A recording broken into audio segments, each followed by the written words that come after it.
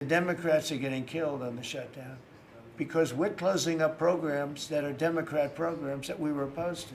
So we're being able, and they're never going to come back in many cases. So we're being able to do things that we were unable to do before. So we're closing up programs that are Democrat programs that we wanted to close up or that we never wanted to happen, and now we're closing them up. And we're not going to let them come back. The economy's doing well, prices are down, we have virtually no inflation, everything's going good, we're respected by every nation in the world, and you know what happened? The Democrats want to shut it down, and they want to shut it down because they want to give billions, ultimately trillions of dollars to illegal migrants, people that came into our country illegally. Some of those people are criminals, but they came into our country illegally, and they want to give them the essential over years, trillions of dollars, and our people aren't going to stand for it. They also want to have open borders. They want to have men and women's sports.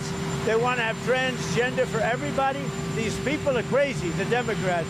So if it has to shut down, it'll have to shut down. But they're the ones that are shutting down.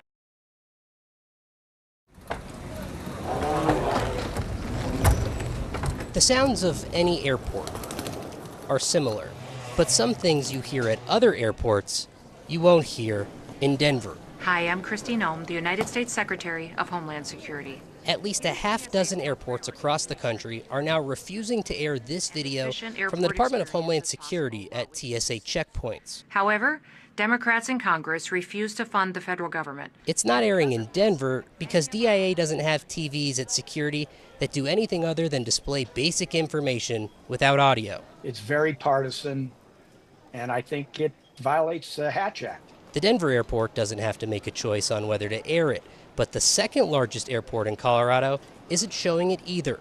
The Colorado Springs airport says they have a policy against partisan messaging, guided by the Hatch Act. Basically, you separate political activities from civil servants or from federal properties or anything that deals with federal funds. Former Democratic Colorado Congressman Ed Perlmutter knows all about the Hatch Act. Well, the Hatch Act is something you learn about, before Congress. Perlmutter is an attorney, though, too. You hear about it under Democrats and under Republicans, but nothing to the extent that we're hearing it under this administration.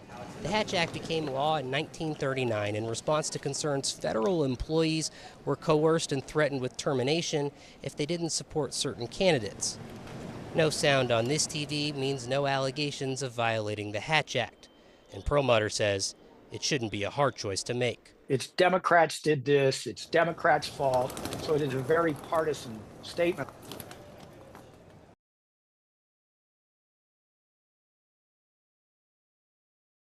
Today marks the first day that air traffic controllers have a completely different focus today. Their first loss of pay.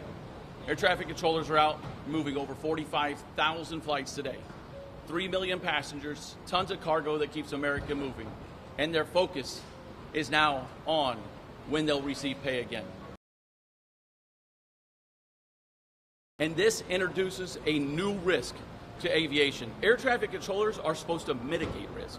Air traffic controllers ensure that risk is out of the system so that those who fly and those who we serve, that they are safe. And this brings a risk where their focus is now on, when I get off my shift today, do I have to go and drive Uber tonight? The feeling is very similar amongst all of my coworkers. We are professional. We will come to work. We will make sure that we do the job that we were hired to do. But anytime you're not receiving your paycheck when you expect it, the financial burden that is placed on your family and yourself is challenging, and it's something that is going to be on our minds. Hi, I'm Christine Ohm. Secretary of Homeland Security Kristi Noem appearing in a Transportation Security Administration video intended to be played at airport security lines. Democrats in Congress refuse to fund the federal government, and because of this, many of our operations are impacted, and most of our TSA employees are working without pay.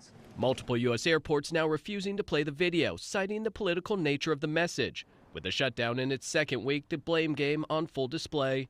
Fear of not getting a paycheck forcing some military families to seek assistance at a Texas food pantry. We're only 2 and we're struggling, so I can't imagine what families with more people are struggling with. Over the weekend, President Donald Trump posted the administration had, quote, identified funds to pay troops if the shutdown continued. Tuesday, DHS said the Coast Guard would also get paid, saying the money would come from the tax and spending cuts bill passed by Congress over the summer. Democrats, meanwhile, holding firm, pushing for an extension of the Affordable Care Act subsidies to keep health care costs from skyrocketing. Of course I want our military paid. Of course I want federal law enforcement officers to be paid. There's a way to do that. I'm an appropriator. We should have passed appropriations bills. There's a way to run a government, and this is not the way to run a government. Last week, thousands of federal workers across 7 agencies received layoff notices. Tuesday, the White House Budget Office said it was prepared to ride out the shutdown with more layoffs. Each day, the stakes rising, with no indication any progress is being made between Democrats and Republicans. In Washington, Michael Yoshida. When the Senate returns Tuesday, it will mark day 14 of the government shutdown. And in a video that's airing at several airports in America, Secretary of Homeland Security Kristi Noem slams Democrats for it. Democrats in Congress refuse to fund the federal government. Republican House Speaker Mike Johnson also blaming Democrats for not helping pass Republicans' short-term spending bill. We're barreling toward one of the longest shutdowns in American history unless Democrats drop their partisan demands and pass a clean, no-strings-attached budget to reopen the government and pay our federal workers. Meanwhile, Democrats are pushing to extend enhanced Affordable Health Care Act subsidies to keep health care costs from skyrocketing. Some constituents are urging Democrats to hold the line. We need them to stand strong because this is important to our families, and they're standing up for families right now, and that's very important. We also need them to get the health care costs lowered. Meanwhile, more than 4,000 federal employees were recently given layoff notices amid the ongoing impasse, the Trump administration revealed in a court filing. The president making it clear that he sees the shutdown as an opportunity to shrink the size of the federal government. We're ending some programs that we never wanted. A move that opponents say is illegal. He does not have the legal right to do a reduction in force during a shutdown. Top House leaders signaled Sunday that there is virtually no appetite for their parties to cross the aisle and engage with the other side's demands. I'm Sherelle Hubbard reporting.